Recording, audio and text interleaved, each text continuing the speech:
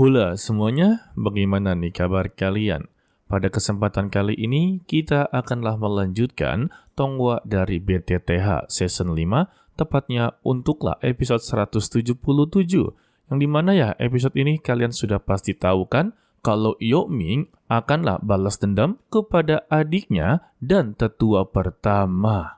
Jadi langsung saja kita masuk ke dalam ceritanya. Setelah Yeoming terbebaskan, dia benar-benar tidak menyangka kalau hari ini dia benar-benar bebas dan saatnya dia untuklah membayar atas perbuatan dari adiknya. Lalu, Xiaoyan memberikan sebuah pil pemulihan. Karena ya, dirinya telah tersiksa selama ratusan tahun, sudah pasti ya semangat juangnya sudah mulai terkuras.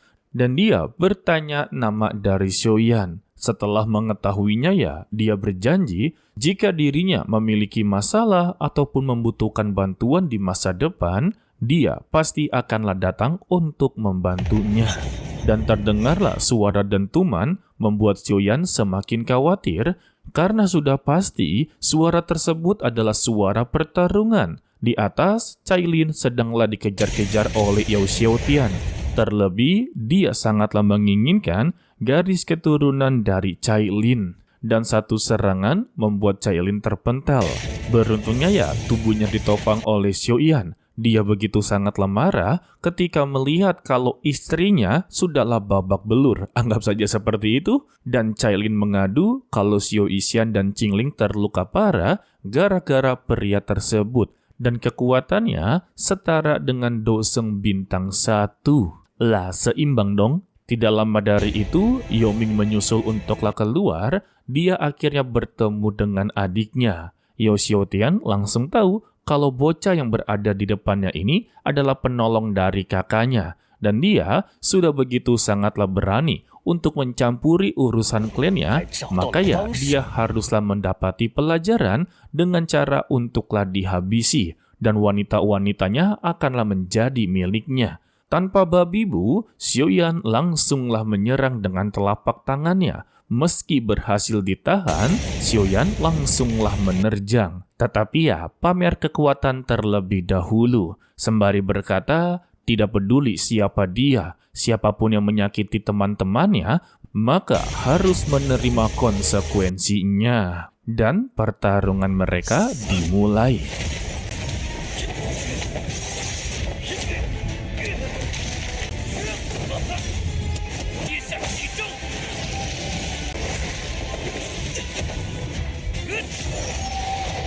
Berbagai serangan dari Xiaotian sama sekali tidak berpengaruh kepada Xiaoyan. Langkah petir digunakan berhasil untuklah meninju tubuh dari Xiaotian hingga terpental ke atas langit. Xiaotian yang tersinggung dengan perkataannya langsunglah mengeluarkan teknik Last Stand yang disebut Yellow Spearing Finger, memutuskan hidup dan mati. Sesuai dari namanya ya, Yellow Spearing Finger. Bentukannya seperti jari berwarna kuning keemasan. Tidak mau kalah, Xiaoyan juga mengeluarkan telapak penciptaan langit guys. Sehingga ya terjadinya bentrokan kekuatan.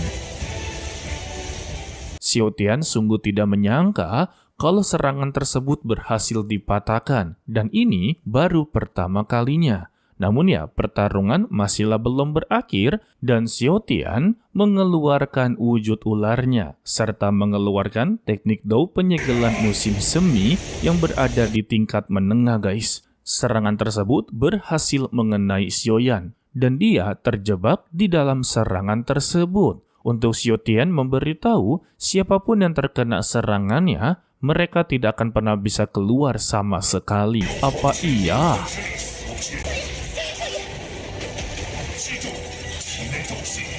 Merasa Xiaoyan telah disingkirkan, Xiaotian langsunglah mentargetkan para ciwi-ciwi. Tetapi duar tubuhnya langsunglah terbakar, Xiaoyan juga menggunakan tubuh fajarannya. Hanya dengan satu pukulan saja, Xiaotian langsunglah terpental. Tidak sampai di situ juga, Xiaoyan sempat-sempatnya melemparkan teratai api surgawi. Setelah berhasil mengenainya, Xiaotian sungguh tidak menyangka kalau dia jauh lebih kuat daripadanya. Namun ya, pertarungan ini belum berakhir. Xiaoyan langsung meninju perutnya. Sangat disayangkan ketika tinju kedua ingin dilayangkan, tetua pertama atau tetua agung telah berada di sana guys. Dan dia berhasil untuklah menyelamatkan Xiaotian. Tidak sampai di situ ya, tetua agung juga telah mengumpulkan pasukan yang begitu sangatlah banyak. Dan Xiaotian yang telah berhasil diselamatkan mengadu kepada tetua agung kalau bocah inilah yang telah menyelamatkan Yao Ming.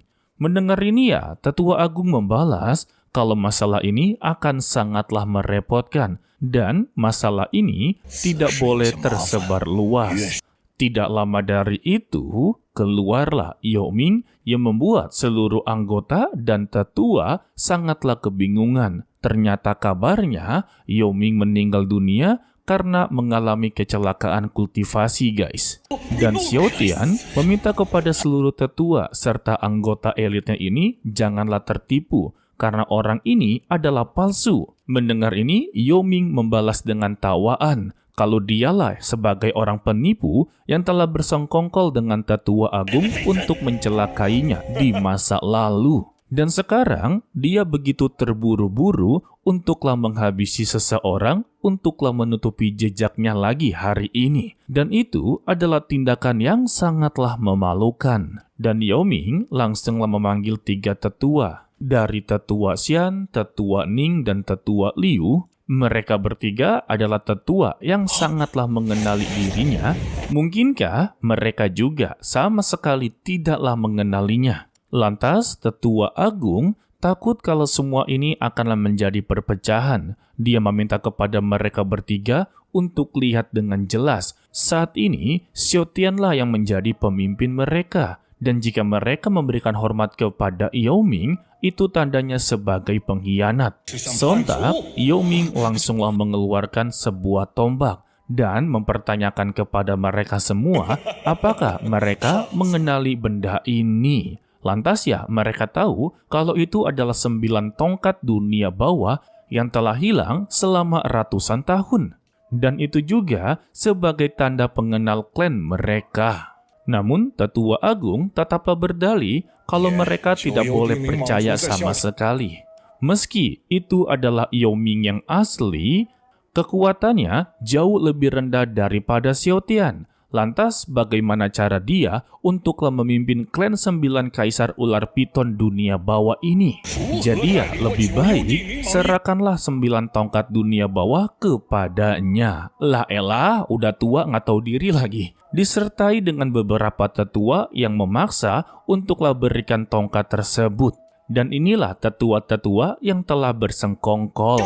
Totalnya itu ada 9 tetua ya guys. 6-nya telah bersengkongkol dengan Yao Xiaotian, sedangkan untuk ketiganya kini berpihak kepada Yao Ming.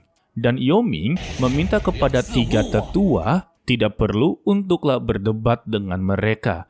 Jadi ya, sisanya serahkanlah kepada dirinya. Lalu tongkatnya digunakan yang memberikan tekanan begitu sangatlah kuat.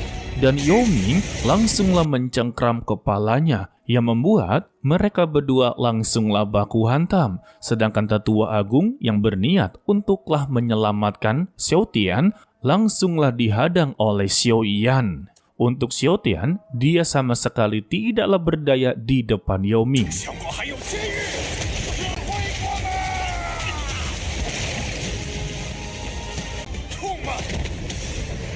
Alhasil, dirinya mendapati tinju bertubi-tubi, sembari dipertanyakan apakah serangannya begitu sangatlah menyakitkan. Jika iya, ini belumlah seberapa dari yang telah dia derita selama ratusan tahun di penjara dan terus-terusan disiksa. Dan untuk hari ini ya, dia akanlah membalas atas semua penderitaan yang telah dia alami selama ratusan terakhir ini. Tetapi untuk satu tinju terakhir, Yao Ming tidaklah mengakhiri hidupnya guys. Dia masihlah memberikan kesempatan untuknya. Tetapi ya, Xiaotian langsung tertawa terbahak-bahak. Jika dia tahu kalau hal ini akan terjadi, maka di masa lalu dia pasti akanlah menghabisi nyawanya. Lalu Yoming bertanya-tanya, mengapa dia haruslah melakukan hal tercela seperti ini?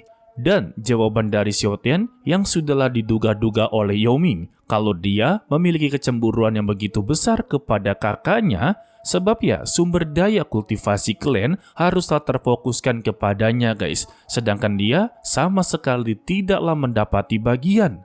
Jadi ya Xiaotian menganggap dia jauh lebih lemah daripadanya tanpa menggunakan sumber daya kultivasi guys. Dan gara-gara semua itu ya, dia terpaksa untuklah berada di dalam keadaan seperti ini. Dan semua itu ya gara-gara dari kakaknya sendiri. Ya bukan karena Yoming sih, tetapi karena keirian hatinya aja sih. Mendengar itu, Yoming langsunglah geleng-geleng kepala dan membuat dia lengah, membuat Xiaotian mendapati kesempatan untuklah menyerang serta merebut tongkatnya guys. Setelah mendapatkan tongkat tersebut, Xiaotian menjadi sangatlah senang dan dia berkata, dirinya lah raja sejati dari keluarga kerajaan 9 dunia bawah. Tetapi yang tidak diketahui olehnya, kalau tongkat tersebut hanya bisa dipegang oleh penerus dari kaisar-kaisar sebelumnya. Contohnya seperti Yoming.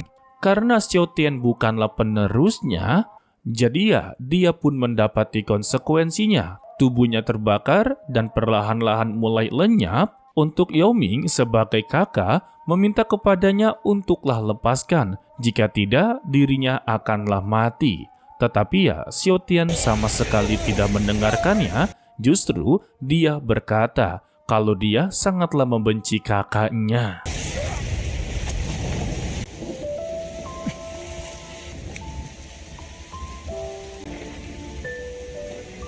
Setelahnya mereka yang melihat hanya Yoming sajalah yang bisa untuk memegang tongkat tersebut telah membuktikan kalau dialah raja yang asli. Untuk tetua agung sebagai dalang di balik semua ini dan dia berniat untuklah melarikan diri. Tetapi ya sama Xiaoyan langsunglah disegel dan diberikan kepada Yoming. Karena semua ini adalah urusan klannya, bukanlah urusan dari Xiaoyan. Dan kita bersambung untuklah episode 177 kali ini ya. Dan sebetulnya permasalahan adik kakak ini semuanya gara-gara kecemburuan. Mungkin ya emang salah dari orang tuanya yang sama sekali tidak memberikan perhatian dengan begitu adil guys. Itu sudah kebanyakan dari berbagai keluarga. Jadi nggak perlu heran ya. Dan semua itu juga tergantung dengan keluarga masing-masing. Ada anak pertama yang begitu diandalkan oleh orang tuanya karena dia adalah penerus. Sedangkan untuk adik-adiknya seperti adik kedua, adik ketiga mungkin tidak mendapati perhatian. Ada juga yang 3 kakak beradik, tetapi anak pertama dan anak ketiga lah yang mendapati perhatian lebih. Sedangkan untuk anak kedua sangatlah kurang mendapati perhatian. Itu juga ada. Makanya banyak sekali seperti di Instagram ataupun TikTok yang ngepost tentang membanding-bandingkan anak pertama, anak kedua, anak ketiga lah. Semua itu tergantung dengan orang tuanya. Jadi kalian yang nantinya akan menjadi orang tua, berikanlah perhatian dengan seadil-adilnya. Meski ya nantinya kalian merasa sudah memberikan perhatian yang begitu adil, tetapi belum tentu kepada anak-anak kalian. Ya, untuk selanjutnya, kalian tanyalah kepada orang yang telah berkeluarga. Sebab Mimin belumlah berkeluarga guys. Oke lah, sepertinya cukup sampai di sini saja dulu untuklah video kali ini. Mimin ucapkan terima kasih kepada kalian yang telah menonton sampai akhir. Pesan dari Mimin, tetaplah menjadi orang yang baik walaupun itu sangatlah sulit.